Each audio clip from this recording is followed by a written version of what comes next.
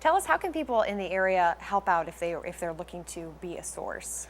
People who want to help with the typhoon response can call 1-800-RED Cross, go to redcross.org, text typhoon to 90999, or mail a check to their local chapter.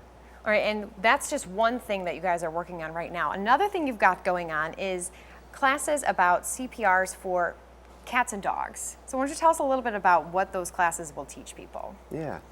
Well, we don't offer them too regularly, a few times a year, so it's a great opportunity to learn how to take care of your pet during a time of an emergency, as well as being prepared for when a disaster occurs or a local emergency, because a lot of things have to do with being prepared so that when the time comes, you're ready to make a difference. Okay, and we've got some props here. This is what people will learn and practice with?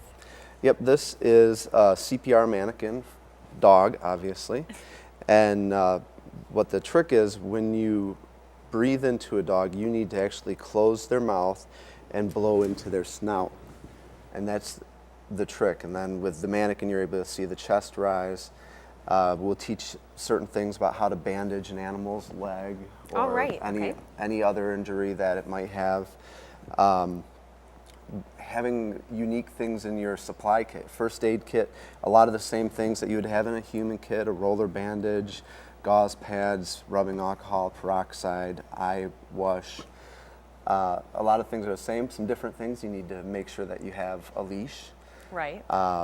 They actually encourage people to have a muzzle in there because during times of extreme trauma, your dog might not respond the way that you're used to, and you could get bitten.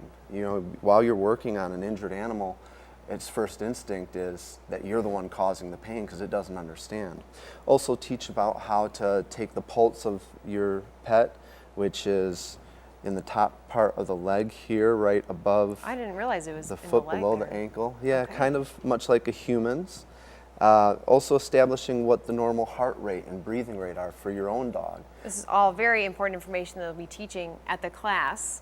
And of course, you'll go over what to put in the first aid kits. Yep. All right, well, great, it's great information. Again, if you want to be part of the class, the Red Cross chapter office is on South Garfield Avenue in Traverse City, and we'll be hosting dog and cat first aid courses tomorrow from 9 a.m. to 2 p.m. and it's $70. If you just want to take the course just for a dog, that's 9 a.m. to 11:30, and cats are 11:30 to 2, and those are only $50. Thank you again for joining me. Kevin Bavers, the Executive Director of the American Red Cross Traverse City chapter, and of course bringing in all these great examples of what you can learn on coming up this weekend. Thank you again for joining me. Thanks for having me. And now let's check in with meteorologist Joe Charlevoix.